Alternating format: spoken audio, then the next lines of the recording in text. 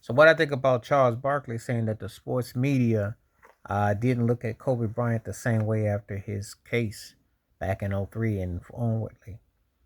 There's truth to that wholeheartedly. I think it plays a big part.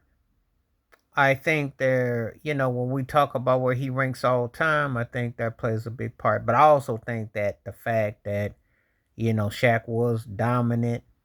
Phil Jackson came out with that book, said he couldn't coach him. And then subsequently, until Paul Gasol arrived, Kobe wasn't getting past the first round and he had to have, all the other factors. But if we just strictly talking about basketball related, I think the PR did work against him. I definitely think it definitely worked against him. Do I think he belongs in the conversation if it wasn't for that top three, four, five? No. Nothing changed from that. Top 10, yeah. But not three, four, five because I thought Shaq was better and Phil Jackson, what he said about him. I thought that most of my problems with Kobe was basketball related. Now, from the PR marketing perspective, yeah. You got a lot of suits and stiff necks, turkeys, and who will, because of that, they will never even put him top 10. They can't deny his popularity. They can't deny the impact he had. But, that case, that situation, you expect parts of the segments to work against you. You don't expect the people that depend on you to work against you. And they did. They did. And understandable, you know. But did it work against Brett Favre? Nope. Because I have to, it is racial. It is always factors involved. And I know you make mistakes in things that you do. And do you get second chances or you get options? But it wasn't never quite the same because I said this before and I've said this again. LeBron James coming to the Lakers wasn't just because he was a free agent. It was Magic just having to reach out. It was a PR move to clean up Kobe on aisle 8, because they thought from a PR perspective. Now that's what Gayle King was trying to do when she tried to do a 2-for-1 after she had her, her moment with the R. Kelly interview. She thought she was going to do that with Kobe, and it didn't land like she was hoping it was going to land.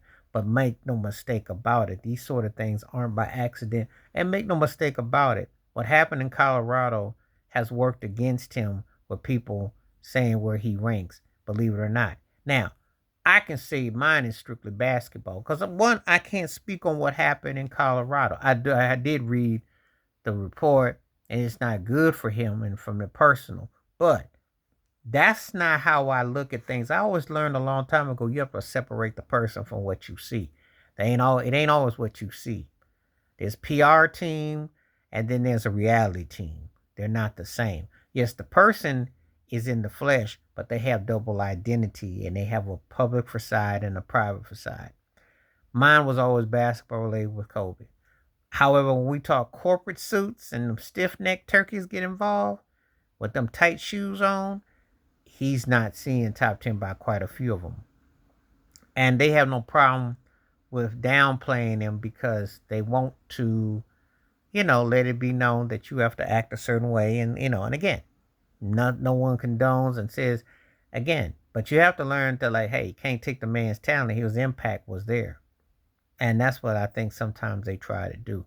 But Charles Barkley was right. Sports media did turn on him after that.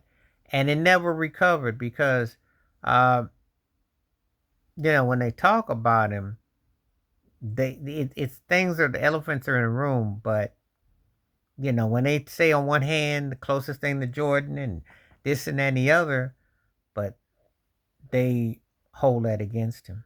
So they have judged him, and you can take that how you want to take it. But I think Charles Barkley definitely nailed that one. Please like, subscribe, welcome thoughts, comments, and I do respond. Thank you. Wash your hands. Keep your mind clear. Watch out for another. Share the video if you like. Stay safe, stay blessed, stay woke, stay free. I'm out one time. Peace.